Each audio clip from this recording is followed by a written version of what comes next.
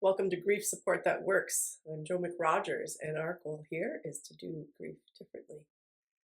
Please like, subscribe, and turn on the notifications bell so YouTube will know about all the important work we're doing here.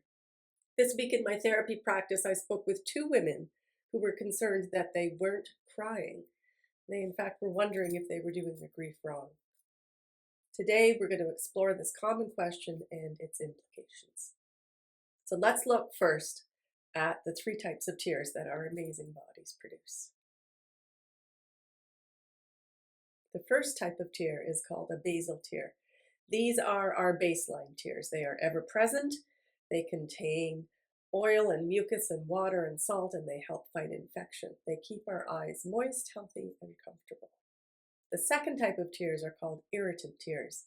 These are your eye wash tears. They're activated by onions and dust or any objects that get into your eyes. They flush out the material that are irritating your eyes. They are slipperier than the basal tears because these guys have a real job to do. The third type of tears are emotional tears, and these tears fall in response to emotions like sadness or grief, joy, sometimes rage. They have the same chemical makeup as our basal tears, but these ones contain more stress hormones, toxins, and natural painkillers. Emotional tears are triggered by empathy and compassion, societal pain, physical pain, attachment-related pain, as in grief, and sentimental or moral feelings. Some studies suggest people are more likely to feel better if they receive support while they were crying. Oftentimes, you can feel a sense of relief or a sense of reset after a big cry. Crying is thought to release the endorphins that help us to feel better. So, big respect to the magic of our bodies and our tears. How is it then, while our bodies are actually hardwired to cry, many people find themselves unable or unwilling to cry while grieving? Well, the first consideration may be that grievers are often prescribed medications, and some medications, while they do a job, they actually prohibit the production of tears. Medications sometimes flatten emotions that make tears unlikely. Secondly, some grievers will experience what can be referred to as anhedonia or melancholia.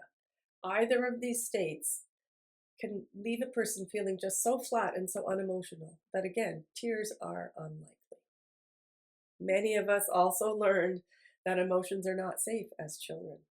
Stop crying, or I'll give you something to cry about. Put your tears in your pocket for a day that you need them. Boys don't cry. Big girls don't cry. The cycle of shame plays largely where tears are concerned. Thank goodness our parenting principles are changing. If you worry that crying exposes your vulnerabilities or suggests weakness, you're very likely to hold your tears back intentionally. And eventually, you may not even have to make an effort to keep yourself from crying. It just becomes your default to not cry. An inability to cry can also develop as a learned behavior. If family members and loved ones around you never cried, then you also never learn to see crying as a natural form of expression. It's important also to remember that our brains are designed to protect us. So sometimes not crying is exactly our brain doing its job. We reach a place of detachment so that our brain can protect us from a sense of overwhelm. So here's a shocker for you. I was a really emotional teenager.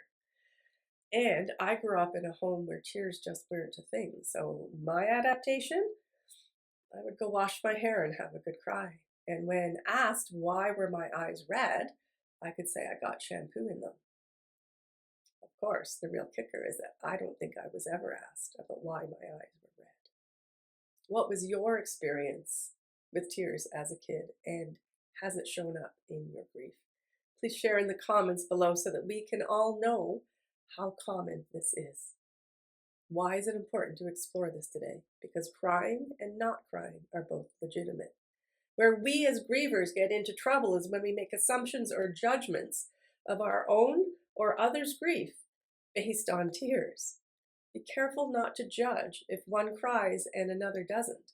They can be equally grieving the same loss differently.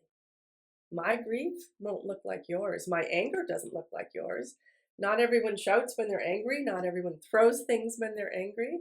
The same is true of grief. It will look and be expressed differently.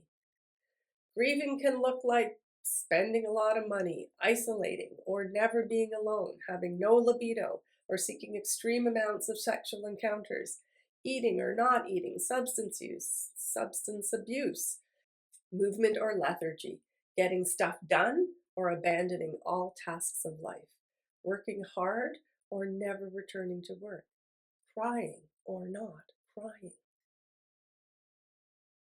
How did your grief expression look different from someone else's, or different from what you might have expected of yourself? Please share in the comments below so that we can recognize the diverse range of normal, natural grief responses.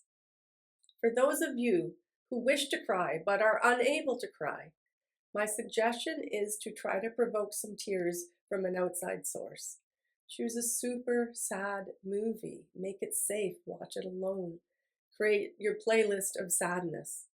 Journal starting with, I am so sad because. Seek some therapy. I'm often able to provoke people to tears. Watch YouTube videos of other people crying, of their sad experiences. Experiment with whatever works to see if you can cross that barrier if you wish to, but please know that tears are not a unique measure of grief. Never again eating your loved one's favorite meal may be your expression of your grief that no one will ever know about or see. Grief is so personal and intimate, it doesn't always include a display of tears.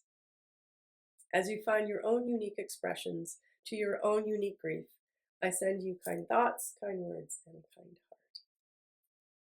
If you would like to be a part of our private online support community that explores all of these questions in detail, please watch this next video.